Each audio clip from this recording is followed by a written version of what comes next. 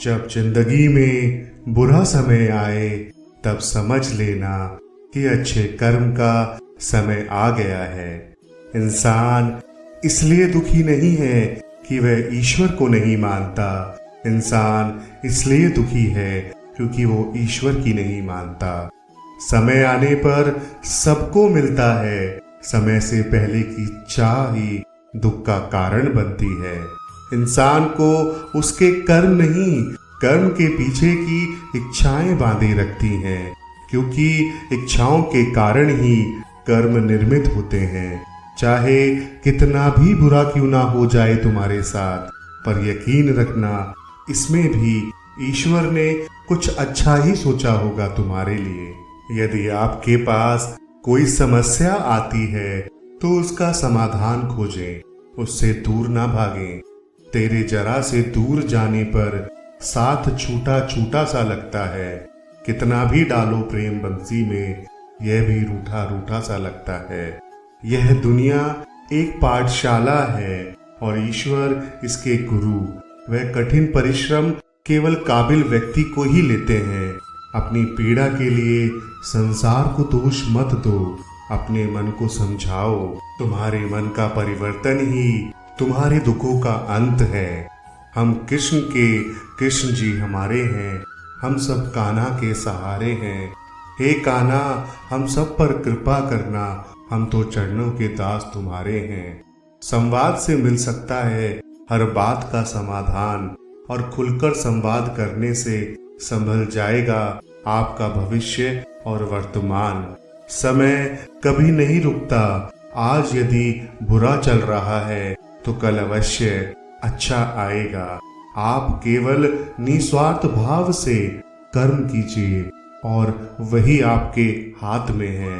तुम इस धरती पर मेहमान हो, मालिक नहीं, इसलिए अहंकार छोड़ दो। अकेले रहना तुम्हें यह भी सिखाता है कि वास्तव में तुम्हारे पास स्वयं के अलावा और कुछ भी नहीं। निराश ना होना, कमजोर तेरा वक्त है, तू नहीं। जैसे समुद्र के पार जाने के लिए नाव ही एकमात्र साधन है, वैसे ही स्वर्ग में जाने के लिए सत्य ही एकमात्र सीढ़ी है और कुछ नहीं। मनुष्य जिस रूप में ईश्वर को याद करता है, ईश्वर भी उसे उसी रूप में दर्शन देते हैं। खुद को जीवन के योग्य बनाना ही सफलता और सुख का एकमात्र मार्ग है। जिस प्रकार मनुष्य पुराने कपड़ों को त्याग कर नए कपड़े धारण करता है, उसी प्रकार आत्मा पुराने तथा व्यर्थ के शरीरों को त्याग कर नया भौतिक शरीर धारण करती है। जो मनुष्य अपने कर्म फल प्रति निश्चित है और जो अपने कर्तव्य का पालन करता है, वही तो असली योगी है। मनुष्य अपने विचारों से ऊंचाइयों में भी हो सकता है और खुद को गिरा हुआ भी समझ सकता है। व्यक्ति खुद का मित्र भी होता है और शत्रु भी होता है। ना तो यह शरीर तुम्हारा है और ना ही तुम इस शरीर के मालिक हो। यह शरीर 5 तत्वों से बना है, आग, जल, वायु, पृथ्वी और आकाश। एक दिन यह शरीर इन्हीं 5 तत्वों में विलीन हो जाएगा। वह व्यक्ति जो अपने मृत्यु के समय मुझे याद करते हुए अपना शरीर त्यागता है, वह मेरे धाम को प्राप्त होता है और इसमें कोई संशय नहीं है। किसी का अच्छा ना कर सको तो बुरा भी मत करना। चुप रहने से बड़ा कोई जवाब नहीं और माफ कर देने से बड़ी कोई सजा नहीं। सफलता जिस ताले में बंद रहती है, वह 2 चाबियों से खुलती है। एक कठिन परिश्रम और दूसरा दृढ़ संकल्प। मैं भूतकाल, वर्तमान और भविष्य काल के सभी जीवों को जानता हूँ, लेकिन वास्तविकता में मुझे कोई नहीं जानता। जो दान कर्तव्य समझकर बिना किसी संकोच के किसी जरूरतमंद व्यक्ति को दिया जाए, वह सात्विक माना जाता है। कर्म वह फसल है जिसे इंसान को हर हाल में काटना ही पड़ता है। इसलिए हमेशा अच्छे बीज बोएं ताकि फसल अच्छी हो। जो लोग भक्ति में श्रद्धा नहीं रखते वह मुझे पा नहीं सकते, अतः वह इस दुनिया में जन्म मृत्यु के रास्ते पर वापस आते रहते हैं। मैं धरती की मधुर सुगंध हूँ, मैं अग्नि की ऊष्मा हूँ, सभी जीवित प्राणियों का जीवन और सन्यासियों का आत्म संयम भी हूँ। वह जो सभी इच्छाएं त्याग देता है और मैं और मेरा की लालसा और भावना से मुक्त हो जाता है, उसे शांति प्राप्त होती है। मेरे लिए ना कोई घृणित है ना कोई प्रिय है, किंतु जो व्यक्ति भक्ति के साथ मेरी पूजा करते हैं वो मेरे साथ हैं और मैं भी उनके साथ हूँ। मनुष्य को जीवन की चुनौतियों से भागना नहीं चाहिए और ना ही भाग्य और ईश्वर की इच्छा जैसे बहानों का प्रयोग करना चाहिए। जिस तरह प्रकाश की ज्योति अंधेरे में चमकती है, ठीक उसी प्रकार सत्य भी चमकता है। इसलिए हमेशा सत्य की राह पर ही चलना चाहिए। जिस मनुष्य के अंदर ज्ञान की कमी और ईश्वर में श्रद्धा नहीं होती, वह मनुष्य जीवन में कभी भी आनंद और सफलता को प्राप्त नहीं कर पाता है। जब जब इस धरती पर पाप, अहंकार और अधर्म बढ़ेगा तो उसका विनाश कर धर्म की पुनः स्थापना करने हेतु मैं अवश्य अवतार लेता रहूंगा। जन्म लेने वाले के लिए मृत्यु उतनी ही निश्चित है जितना कि मृत होने वाले के लिए जन्म लेना। जो जा चुके हैं उस पर शोक मत करो, जो होने वाला है वो होकर ही रहता है और जो नहीं होने वाला वो कभी नहीं होता। ऐसा निश्चय जिनकी बुद्धि में होता है उन्हें चिंता कभी नहीं सताती है। अपने परम भक्तों जो हमेशा मेरा स्मरण या एक चित मन से मेरा पूजन करते हैं, मैं व्यक्तिगत रूप से उनके कल्याण का उत्तरदायित्व लेता हूँ। जो कोई भी व्यक्ति जिस किसी भी देवता की पूजा विश्वास के साथ करने की इच्छा रखता है, मैं उस व्यक्ति का विश्वास उसी देवता में दृढ़ कर देता हूँ।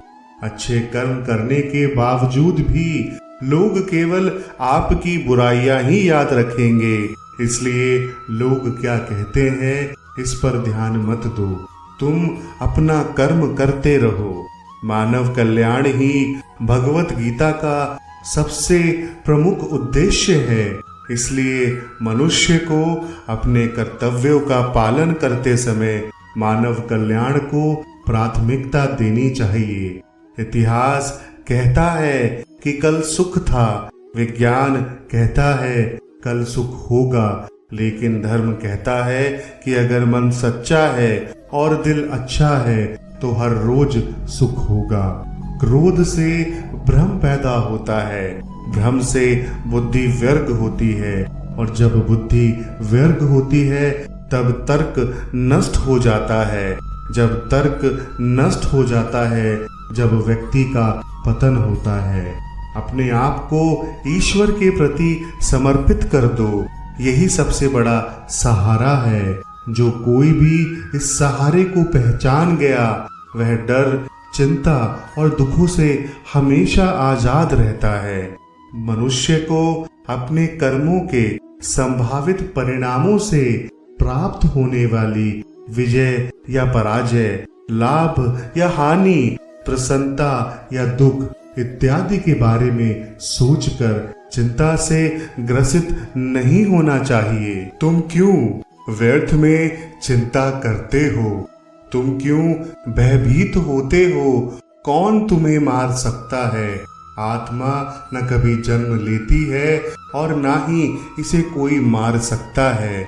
यही जीवन का अंतिम सत्य है। जिसने मन को जीत लिया उसने पहले ही परमात्मा को प्राप्त कर लिया। क्योंकि उसने शांति प्राप्त कर ली।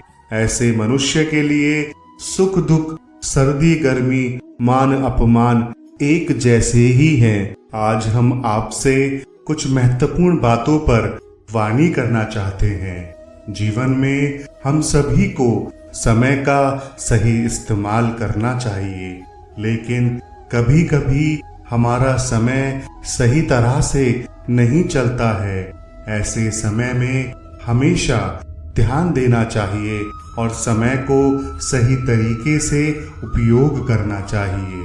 समय को सही तरीके से उपयोग करने के लिए हमें दो चीजों पर ध्यान देना चाहिए: संकल्प और व्यवस्था। संकल्प का अर्थ है अपने लक्ष्यों को तय कर लेना और व्यवस्था का अर्थ है उन लक्ष्यों को पाने के लिए अपने जीवन में व्यवस्था बनाना। समय के सही इस्तेमाल के लिए हमें अनुशासन, प्रबंधन और अवलोकन की प्रवृत्ति को अपनाना चाहिए।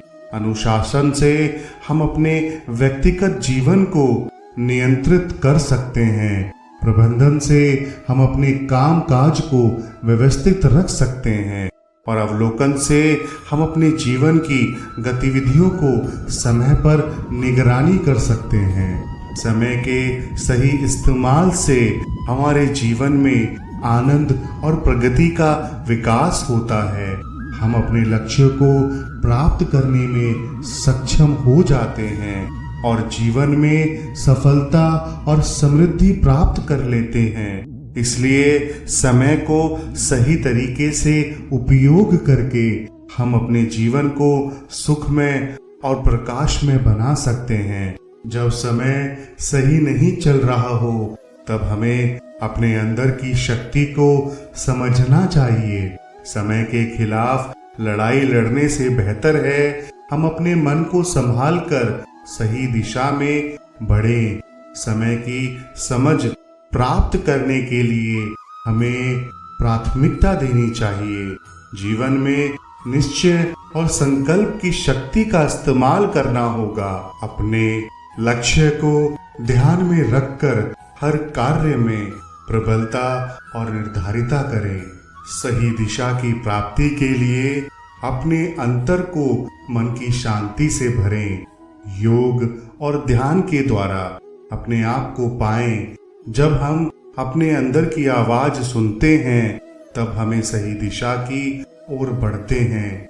मेरी शुभकामनाएं हमेशा तुम्हारे साथ हैं। समय का सही उपयोग करके जीवन को सुंदर बनाएं और अपने आप को पूरी तरह से प्रकाशित करें। शांति रखो। जिंदगी की उलझनों से घबराने की जरूरत नहीं है। हर एक व्यक्ति के जीवन में ये अवसर आते हैं, लेकिन हमारा समय हम पर निर्भर नहीं होना चाहिए। तुम्हारे समय की व्यर्थता को समझो।